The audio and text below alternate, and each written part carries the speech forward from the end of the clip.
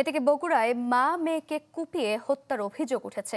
এ বিষয়ে আমরা বিস্তারিত জানবো। সরাসরি যুক্ত হচ্ছেন সহকর্মী ফরহাদুজ্জামান শাহী। ফরহাদ।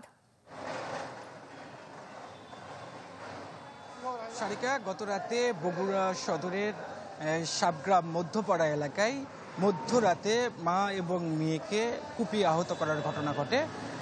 এটা রাত একেবারে মধ্যরাতের দিকে।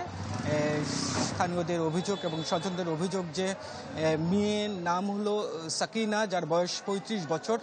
সে তার সাবেক স্বামী, যার সাথে ৭ বছর আগে বিয়ে হয়েছিল এবং মাসখানেক আগে তাদের মধ্যে ছাড়াছাড়ি হয়ে যায়। সে গত রাতের বগুড়া তার মায়ের বাড়িতে, অর্থাৎ সাবেক স্ত্রীর বাড়িতে যায় এবং সেখানে এক তর্কে লিপ্ত হয় এবং এক পর্যায়ে সাবেক স্বামীর নাম হলো রুবেল, সে তার প্রাক্তন স্ত্রীকে কুপিয়ে আহত করে। তখন সেই বাড়িতে অবস্থানরত তার প্রাক্তন শাশুড়ি, সে তখন তাকে বাধা দিতে আসে।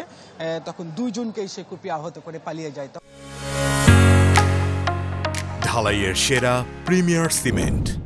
তখন তাদের চিৎকারে স্থানীয়রা এসে এবং স্বজনরা এসে তাদেরকে উদ্ধার করে বগুড়া শহীদ জিয়া রহমান মেডিকেল কলেজ হাসপাতালে নিয়ে আসে। সেখানে কিন্তু শেষ রাতের দিকে মেয়ে সাকিনার মৃত্যু হয়, অর্থাৎ সেই রুবেলের প্রাক্তন স্ত্রীর মৃত্যু হয়। এবং আজ কিছুক্ষণ আগে স্বজনরা আমাদেরকে যেটা জানিয়েছেন যে তার মা গুরুতর যে আহত ছিলেন আনোয়ারা বেগম, সেও কিন্তু কিছুক্ষণ আগে মারা গেছে। যদিও আমাদের কাছে পুলিশ বলেছে এখন পর্যন্ত একজন মৃত্যুর খবর আছে তাদের কাছে, আর একজন হাসপাতালে গুরুতর আহত অবস্থায় আছে। যেহেতু বগুড়ার সংবাদকর্মীরা আসলে হাসপাতালের মধ্যে প্রবেশ করতে পারে না, সেই হিসেবে আমরা এখন পর্যন্ত কনফার্ম করতে পারিনি যে তার মা মারা গিয়েছে কিনা। তবে তার স্বজনরা বলছেন যে মা এবং মেয়ে দুজন মারা গেছেন।